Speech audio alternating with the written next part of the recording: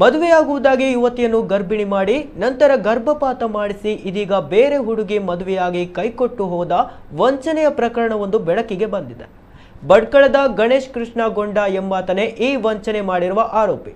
Bhatkal border ನೂಜಾ ಮೂಲದ ಯುವತಿಯೊಂದಿಗೆ ಗಣೇಶ 2 ವರ್ಷಗಳ ಹಿಂದೆ ಪರಿಚಯ ಮಾಡಿಕೊಂಡಿದ್ದ. ಈ ಪರಿಚಯ ಮುಂದೆ ಪ್ರೀತಿಗೆ ತಿರುಗಿ ಇಬ್ಬರು ವಿವಿಧ ದೇವಸ್ಥಾನಗಳಿಗೆ ಭೇಟಿ ನೀಡುತ್ತಿದ್ದರು. ಒಂದು ದಿನ ದೇವಸ್ಥಾನಕ್ಕೆ ಹೋಗುವ ನೆಪ ಹೇಳಿ ಗಣೇಶ ಆ ಯುವತಿಯನ್ನು ಮಾರುಕೇರಿಯ ಹೋಮ್ ಸ್ಟೇಗೆ ಕರೆದೊಯ್ದು ದೈಹಿಕವಾಗಿ ಬಳಸಿಕೊಂಡಿದ್ದ. ಇದಾದ ನಂತರ ಆಕೆಯೊಂದಿಗೆ ದೈಹಿಕ ಸಂಪರ್ಕವನ್ನು ಬೆಳೆಸಿದ್ದರಿಂದಾಗಿ ಯುವತಿ ಗರ್ಭಿಣಿಯಾಗಿದ್ದಾಳೆ.